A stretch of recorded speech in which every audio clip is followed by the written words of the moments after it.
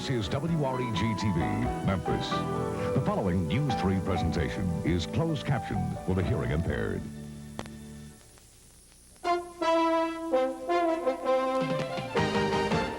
Now, Jerry Tate, Mary Beth Conley, Sports with Les Smith, and Brian Teglin-Weather. This is News 3 Tonight. The last-minute campaigning is fast and furious as voters get ready to go to the polls. Good evening. The candidates are hitting the campaign trail very hard tonight. They spent hours greeting voters at shopping centers, attending rallies, and waving signs on street corners. Joe in Cardona takes a look at how several candidates are trying to win votes on this election eve.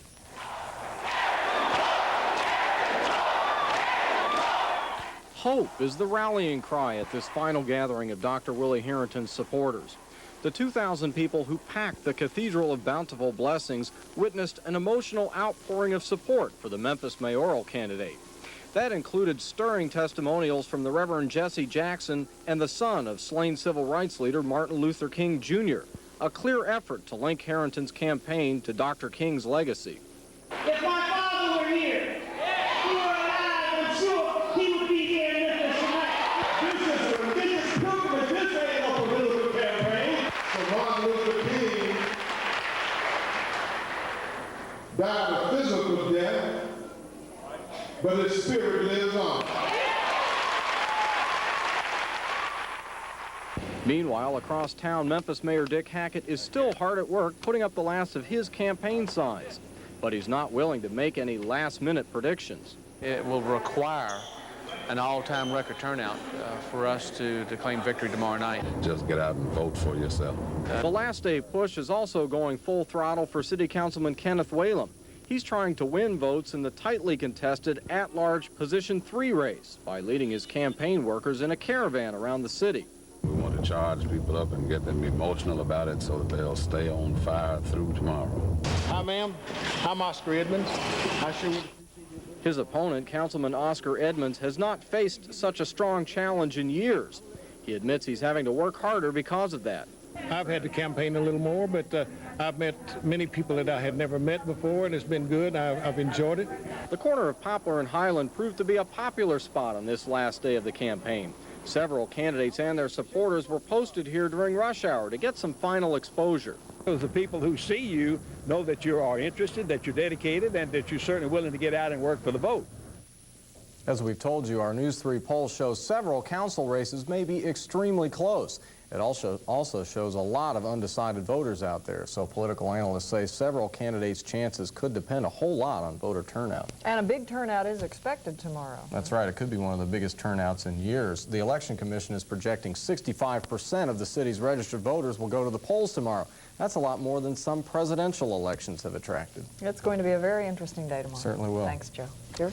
Will all this frantic campaigning on the final day make a difference tomorrow? Joining us to answer that question and a few others about what may or may not happen is our political analyst, Dr. John Bakke. How about it, John? What kind of impact does this last-minute blitz have? Well, it certainly helps steady the nerves of the candidates to have them busy and occupied. But with so many undecided votes, Jerry, the name that's in the mind of the voter when they go into that booth at the last second can make the difference, and we know there's lots of undecided voters in many races. Well, there certainly are. As I see it, John, there are two keys to this election. Voter turnout, as we've heard from all of the candidates, and crossover voting. First, in the mayor's race, who benefits most, in your opinion, from a heavy turnout? Well, I think that we have to talk about black versus white turnout. So the real question is, will the black or white turnout be the highest?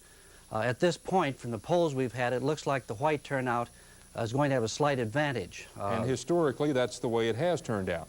Not in every election, but in more elections than not. Would the large number of undecideds in our poll that we publicized this week lead you to believe that there will be a lot of racial crossover voting? Frankly, no. As I've seen the trends in the election, I find that the crossover voting will be in single digits, I think, for both candidates. I think that neither candidate is going to be able to depend very much on crossover voting. Their key is going to rest largely, Jerry, with turnout. For the candidates, I know we've seen a lot about last-minute push for votes and things. Do you think the die is cast as far as the minds of the voters are being made up? I think as far as the mayor's race is concerned, that is true. I don't think it's true in relationship to a lot of the council races, school board races, judges races, etc. Do you see the mayor's race as being very close tomorrow? Jerry, frankly, most of the people that I've talked to and the polls I've looked at don't see it as being close, but I do. I think in the last 3 or 4 days we've seen a groundswell of support that's gone Dr. Harrington's way. We haven't seen movement in that campaign the last month. I think there has been movement in the last 3 or 4 days, so I look for the election to be quite close, closer than most of the other people who I've talked to about it. There appeared to be real concern in Dick Hackett's voice when we heard him just a moment ago. Do you sense that? Yes, I do. I think there is real concern, and I think there's some cause for real concern. You know, we've had upset elections in the past. Harold Ford in '74, Don Sundquist in '82. The voters in Memphis and Shelby County have demonstrated that they can take some unexpected turns. So if I was running for a major office, there'd be a little tremor in my voice too, Jerry. Will they be out working the polls tomorrow, do you think? Oh, absolutely. They're going to be working as much as they can right down to the last minute. And in part, it's easier than pacing the floor, but also it's not over till it's over. Now, one final question. What about Jesse Jackson and Martin Luther King III coming to town to campaign for Harrington? How effective do you think that is? Well, I think it's done two things. First of all, it's given the Harrington campaign visibility and media attention. We're talking about it. We've seen it on television. Secondly, it tends to link Dr. Harrington, the candidate, with the cause that's larger than Dr. Harrington, with the struggle for black opportunity and black rights. That's been his real key to the election. Can he, as a candidate, link himself to the larger cause? I think the presence of Jackson and King are efforts to do that, and certainly an effort to do that needed to be made if Dr. Harrington's going to maximize his strength tomorrow. Well, John, tomorrow all our questions are going to be answered, and we'll be back to ask you to share your thoughts not only on what happened, but why. Dr. John Bakke, thank you very much. We do urge you to vote tomorrow. Then stay with Channel 3 throughout the evening to see how your vote counts. And we'll have extended election coverage tomorrow night at 10 o'clock. Mary Beth? A Memphis election tradition is out tonight, and it really comes as no surprise. Congressman Harold Ford endorsed Dr. Willie Harrington for Memphis mayor. For City Council, he endorsed Janet Hooks, James Ford, Shep Wilbon, Ray Howell, Kenneth Whalum, and Myron Lowry. Ford also threw his support behind Ernestine Hunt for City Court Division 1 and Sarah Lewis and Maxine Smith for School Board. That's all on the Ford ballot. U.S. Marines may be used to evacuate thousands of Americans from Haiti. 500 Marines are being sent from their North Carolina base to Guantanamo Bay, Cuba. Ousted Haitian President Jean-Bertrand Aristide arrived in the U.S. today and pleaded with the Organization of American States for help. Outside, meanwhile, demonstrators demanded he be returned to power. The U.S. has suspended $85 million in aid to Haiti. President Bush says, though, he is not inclined to use force. A sleeping pill popular in the U.S. is being banned in Britain. The British government ordered Halcyon off the market after almost 400 people complained the drug caused them to become violent, depressed, and forgetful. More than 7 million Americans currently have prescriptions for it.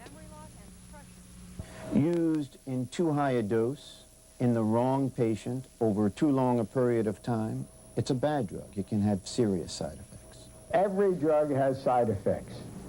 And Halcyon is not free of side effects, but nor is any other important medication that I know of. A Missouri woman charged with killing her 8-year-old son plans to use the side effects of Halcyon in her defense. Problems with the drug first showed up in tests conducted in the U.S. The ante has been raised in the fight over the so-called abortion pill. A women's rights activist today gave $10 million to largely pay for the campaign to make RU-486 available in the U.S. It's used in 1/3 of the abortions in France and is available in Great Britain. The pill, made in France, will cause a miscarriage during the early weeks of pregnancy. A bill has been introduced in Congress to ban research on it here in the U.S. Some abortion protesters in South Haven are facing a fine tonight. They were convicted of criminal trespass after a day-long trial. Pro-life activists gathered on the steps of City Hall today to support them. 2 women and a man were arrested during a demonstration at a South Haven abortion clinic. They say their brush with the law will not stop them from trying to shut down the clinic. Brings it before the community and brings it before Americans and holds it up for them to see, and also encourages other people to participate in executing their rights.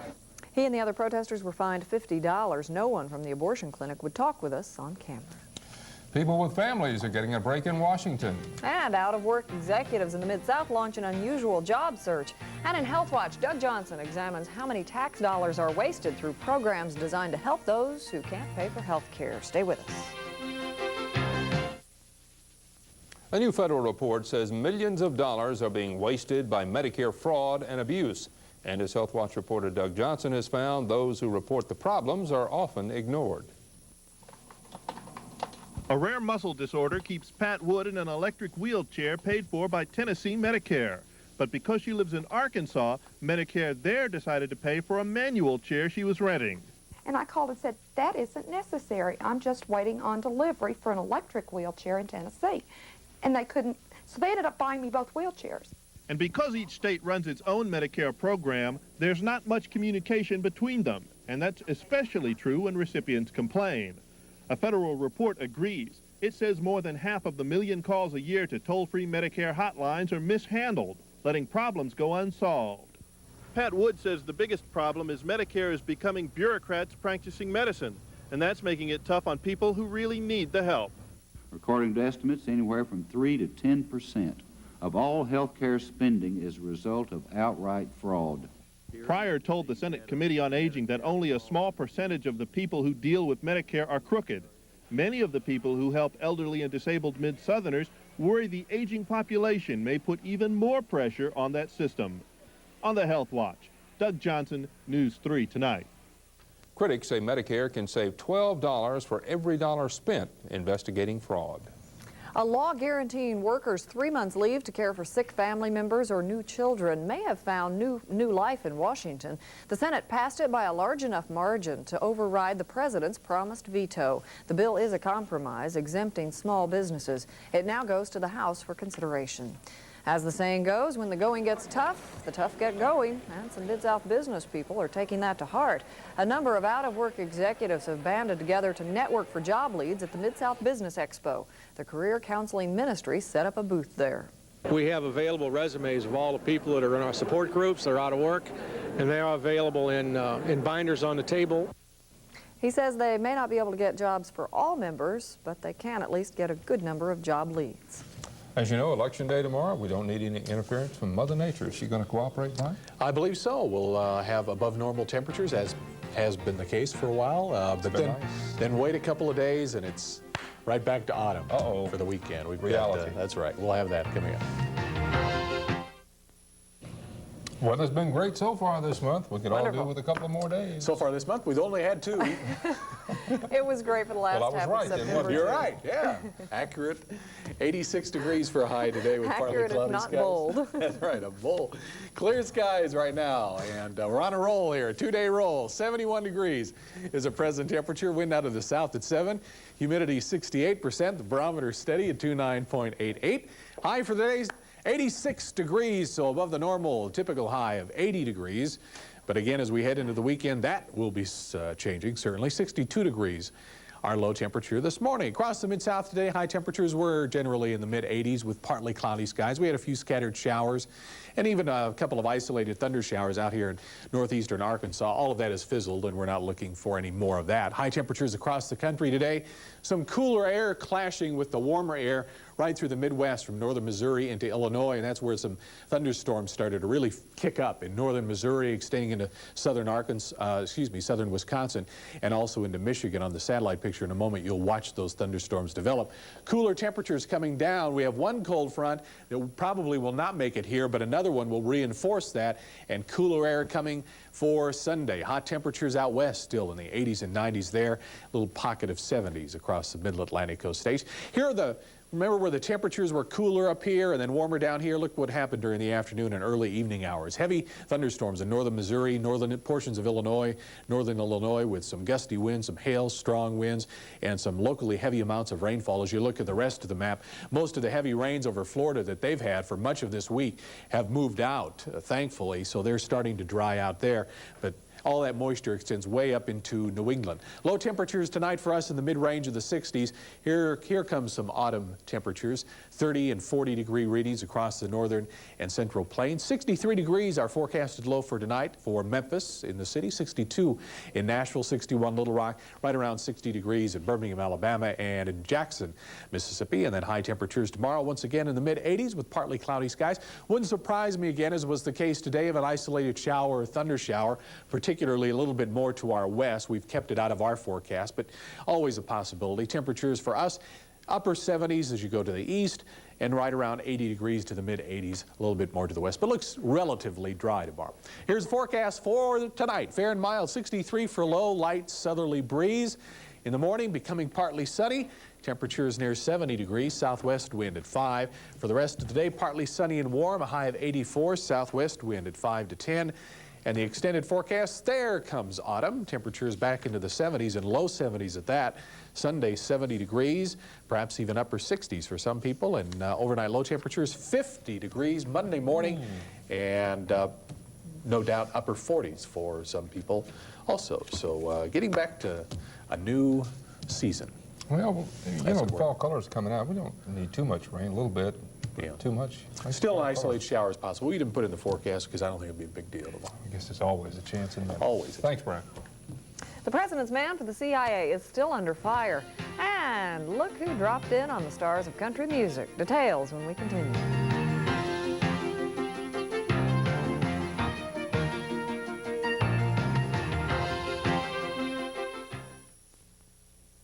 Support for the man President Bush wants as head of the CIA is starting to crack. There was more scathing testimony against Robert Gates today. Former CIA analysts accuse him of skewing intelligence information to satisfy the opinions of his bosses, especially information about the Soviet Union. Politicized intelligence analysis and is responsible for an overall degradation of the analytical process. We could not have said that the Soviets sneezed without being able to prove it 7 ways to Sunday. I don't know where these people have been all this years with their all their anxiety they felt about these estimates. It seems funny that all surfaces right now. At least one Gates supporter says he believes the weight of the evidence is against the nominee. Unless he changes my mind after hearing him, I wouldn't vote for him. Gates will testify again to answer the charges. The confirmation hearings are in their 3rd week. William Kennedy Smith will go on trial for rape later this month instead of next year. A Florida judge moved the trial date up after prosecutors warned a January date could result in a long delay. The judge expects jury selection to take about 3 weeks. Actual testimony will begin the 1st week of December. It's soft drinks only tonight at the Turf Club in Shelby County. The beer board today pulled the club's beer license. It was suspended until the board's next meeting on the 17th. The Turf Club's been shut down twice in recent weeks after people in the neighborhood complained about the topless dancers. The club is in a shopping center, and parents say it's a bad influence on their children. If it's true we all get 15 minutes of fame, a Bartlett teenager has more than used hers up. Jenny Wingate is featured in today's USA Today newspaper. The national paper picked up on the story we first told you about 2 weeks ago. She was barred from playing soccer after she changed schools. Jenny's transfer, though, made her ineligible under the rules of the Tennessee Secondary Schools Athletic Association, even though she was forced to transfer because her father was called up in Operation Desert Storm. Last week, a judge ruled against the TSSAA and said Jenny can play, but she's not playing because another rule says her school will have to forfeit any matches she plays in if the TSSAA wins on appeal. President Bush is a big fan of country music, and tonight he and First Lady Barbara Bush flew to Nashville for the Country Music Awards show. The first to welcome him to town was Governor Ned McWhirter. The welcoming committee also included Congressman Don Sundquist, singer Barbara Mandrell, and several other country stars. During the show at the Grand Ole Opry House, the Bushes were surrounded by other stars. They had a second-row seat right next to Roy Acuff. Who won the awards? Well, Friends in Low Places by Garth Brooks, a single of the year. Female Vocalist of the Year, Tanya Tucker. Male Vocalist, Vince Gill. And Entertainer of the Year is who else? Garth Brooks. Have He a deserves #1 it. album come out?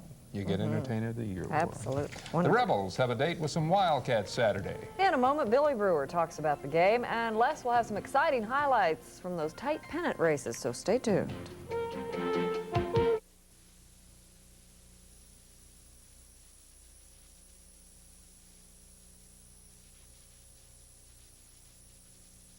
Since what, 82 when they won? That's right. That's Since the right. last I was going to one, say and, that. they're trying their Sure. darndest, I'll tell you that. The Atlanta Braves are trying their darndest. Believe it or not. Would the Atlanta Braves need another miracle finish tonight to stay in the hot National League West race? Well, they certainly didn't want to press their luck as they ended a 3-game series with a slumping Cincinnati Reds. Last night, the Reds hit the Braves with 6 runs in the first, and tonight, Atlanta returned the favor. Following a triple by Terry Pendleton, last night's hero, Dave Justice, wrapped a double down the line to bring home a run, and then later it was Lonnie Smith up, and he's going to bang out a hit to drive home 2 more runs off the Red starter Scott Scudder, and the Braves would coast the rest of the way. Final count tonight was 6-3. Tom Glavine becomes the first 20-game winner in the major leagues. Atlanta wins 6-3. So what are the Dodgers doing? Well, they're in the 4th inning of play right now, and they're all tied at 1 with San Diego and Los Angeles. Right now, the Braves a half game out. If the Dodgers lose, it'll be tied in the National League West. Well, it had all the makings of being a banner night in Toronto.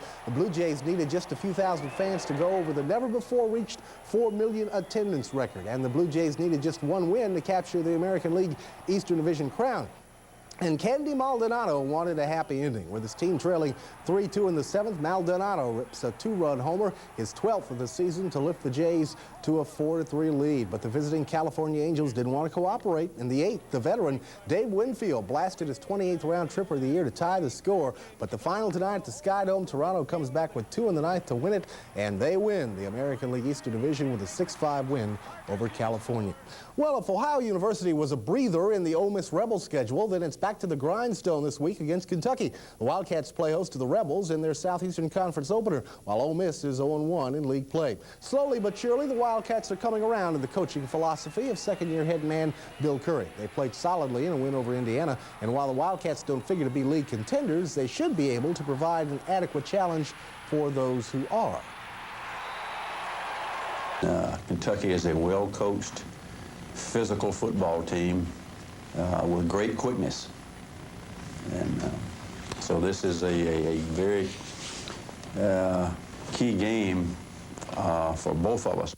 Ole Miss takes a 4-1 record into Saturday's Kentucky game. Well, the 1-1 Missouri Tigers are going through their paces this week in Columbia as they prepare to host the Memphis State Tigers on Saturday. Coming off yet another losing season, Mizzou's football fortunes need a boost in any way they can get it. After tying with Illinois on Saturday, Missouri hopes to take advantage of possible rustiness that Memphis State might have after a 2-week layoff. But MSU players say don't count on that. Looking at this week off, I think it's gave a bunch of the guys a chance to get their legs back. We've got some weight room action going. Just been out on the field, working on the X's and O's and trying to get things back together. Nothing like that weight room action. The 2-2 Memphis State Tigers facing against Missouri at 1 o'clock Saturday afternoon. And while they wait to see what the future holds in terms of their management, the Memphis Rockers aren't totally idle. They went to the trading block today. The World Basketball League team came up with a familiar face. Ricky Wilson, a 6'4" forward, will return to the Rockers after being traded to the Florida Jades last season. Wilson, who didn't fit into the plans of former Rockers head coach Ron Ecker, averaged over 14 points in 29 games with the Jades last season. As a Rocker in 1990, he was the team's 3rd leading scorer with 13 points contest. Good man to have come back. He knows how to put the ball in the hoop, as they say. And that's kind of the point of basketball. So I hear. That is correct. Thanks, Les. Yes. Astute observation. What's in a purse? We'll take a look coming up.